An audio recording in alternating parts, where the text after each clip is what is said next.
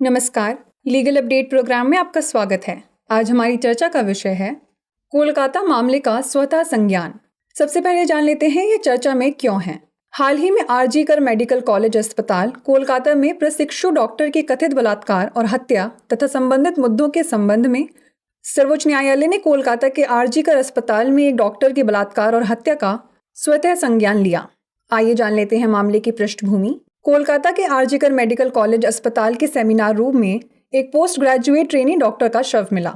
कोलकाता उच्च न्यायालय ने कोलकाता पुलिस की जांच से असंतुष्टि जताते हुए केंद्रीय जांच ब्यूरो को मामले की जांच अपने हाथ में लेने का निर्देश दिया। उच्च न्यायालय का यह फैसला पीड़िता के माता पिता और अन्य लोगों द्वारा दायर याचिकाओं पर आधारित था, जिन्हें डर था कि चल रही जांच पटरी से उतर जाएगी। भारत के सर्वोच्च न्यायालय ने इस मामले का स्वतः संज्ञान लिया, जिससे देश भर में चिकित्सा पेशेवरों की सुरक्षा को लेकर चिंताएं बढ़ गई हैं। न्यायालय के अवलोकन की बात करें तो भारत के मुख्य न्यायाधीश DY चंद्रचूड़, न्यायमूर्ति JB पारदीवाला और न्यायमूर्ति मनोज मिश्रा की पीठ ने चिकित्सा पेशेवरों की सुरक्षा, कार्य स्थितियों और कल्याण में सुधार के उपायों की सिफारिश करने के लिए एक राष्ट्रीय टास्क फोर्स का गठन किया। पीठ ने पश्चिम बंगाल सरकार और पुलिस द्वारा मामले को संभालने की भी आलोचना की, FIR दर्ज करने में देरी और अस्पताल में सुरक्षा की कमी पर सवाल उठाया, जिसके कारण विरोध प्रदर्शन के दौरान तोड़फोड़ हुई। सुप्रीम कोर्ट ने प्रदर्शनकारी डॉक्टरों से काम पर लौटने की अपील की और उन्हें आश्वासन दिया कि उनकी सुरक्षा संबंधी चिंताओं को उच्चतम स्तर पर संबोधित किया जा रहा है। चलिए जान लेते हैं स्वतः संज्ञान लेने की शक्ति के बारे में।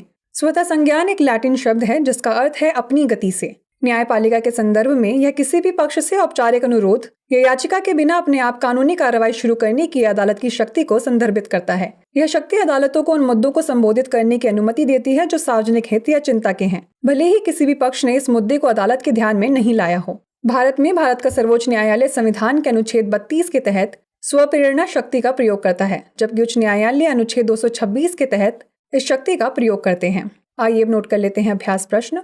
संविधान के किस अनुच्छेद के तहत सर्वोच्च न्यायालय अपनी स्वतः संज्ञान की शक्तियों का प्रयोग करता है? अनुच्छेद 19, अनुच्छेद 21, अनुच्छेद 32 या अनुच्छेद 50? इसका उत्तर हमें कमेंट सेक्शन में जरूर भेजिएगा।